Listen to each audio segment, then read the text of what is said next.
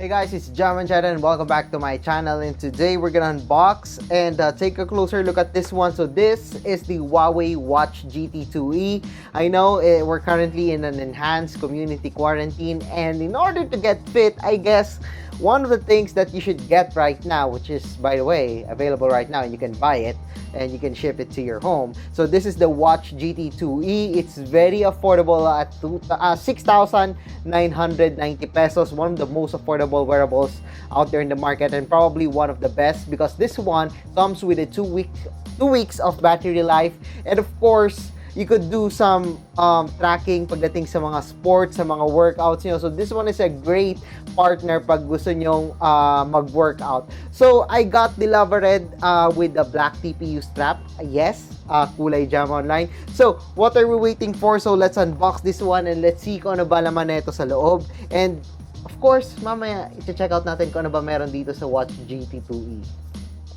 So there we go. Okay, so wow, I do like what we're getting here sa Huawei Watch GT2e. So nakikita nyo is meron tayong 1.39-inch display in here. It's actually a 46mm display.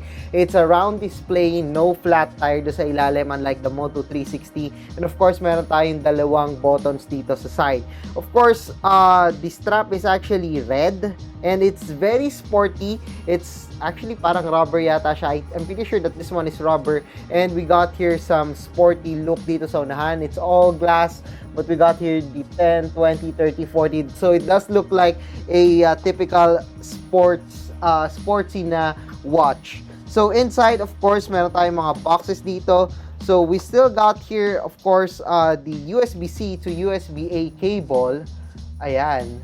So aside from that, we also got here this one. So this is where you dock in yung inyong mga Huawei Watch GT2e. Yan, so may dalawa siyang pin dito. So kakabit lang natin siya dito. Then yan, so magnet naman siya. Then dito meron siyang USB-C port. Connect niyo yung cable, then you can charge it. And then on the other side, meron naman tayo ditong mga manuals that you won't probably read. So yeah, basically, those are the things sa kasama dito. Now, time to set up the Huawei Watch GT2e. So, ginamit ko muna yung cable ng Huawei MateBook X Pro 2020 ko just to charge this one. So, yeah, overall, I do like the build quality of this one. It's a 6,990 pesos na Huawei watch, and yet it does feel premium to me. I like what we're getting in here. And of course, jump pack naman yung features nito. So, before natin buksan tong Huawei Watch GT2e, gusto ko muna pag-usapan yung mga features na ma-expect natin dito. So according sa Huawei, there are 15 professional workout modes na pwede gawin dito, including climbing, outdoor walking, cycling, everything. So everything that you need, including indoor running.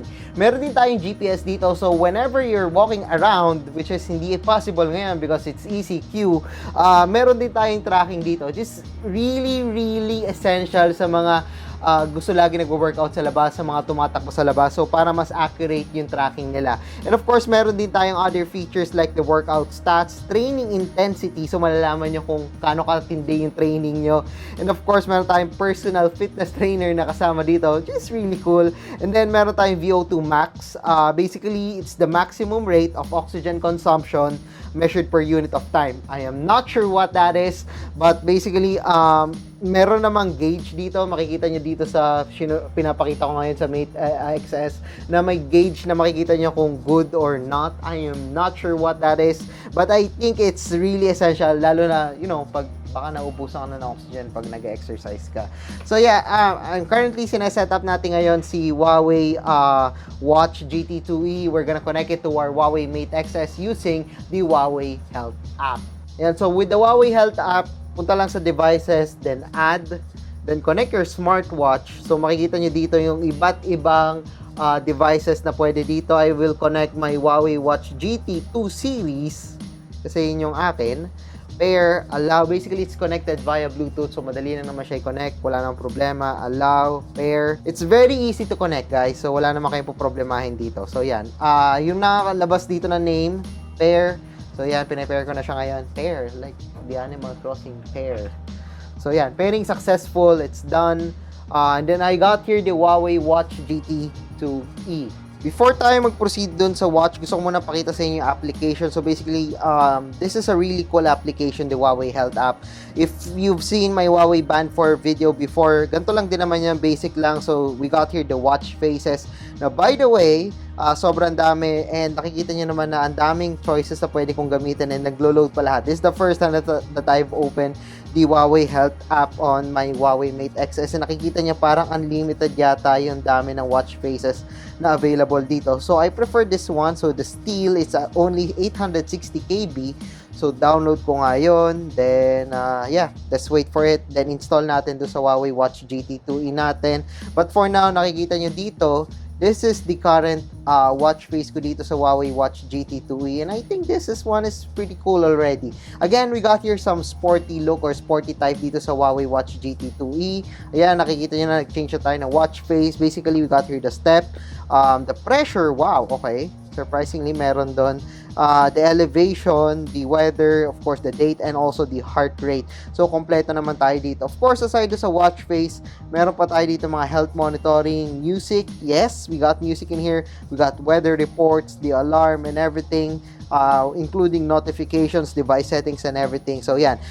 Basically, kakabit na muna natin to para malaman natin kung effective nga ba tong mga health monitoring app and other applications nito. As you can see in here, the Huawei Watch GT2e is perfect dito sa aking wrist. I got a big wrist, so the 46mm is perfect for me. We got here the BPM. Makikita nyo naman na 92.73. It's resting. Basically, the basic things na kailangan nyo sa heart rate. Then, of course, we got here the stress test. So, enabled automatic stress test in the Huawei Health application. You can see here the weather right now, which is 28 degrees Celsius.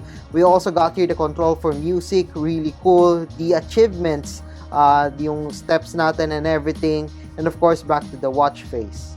So, meron din tayong mga workout dito. So, makikita nyo, yes, we can use it sa swimming while, just to track everything. We got running courses, indoor run, outdoor run, everything that you need. Unfortunately, hindi tayo pwedeng tumakbo ngayon. But yeah, you could see here that may fasten your watch tightly, blah, blah, blah. So, para mas maganda yung ating tracking dito.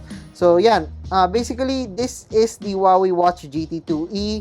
We got here the different applications and features, the workout, status records, heart rate, activity records.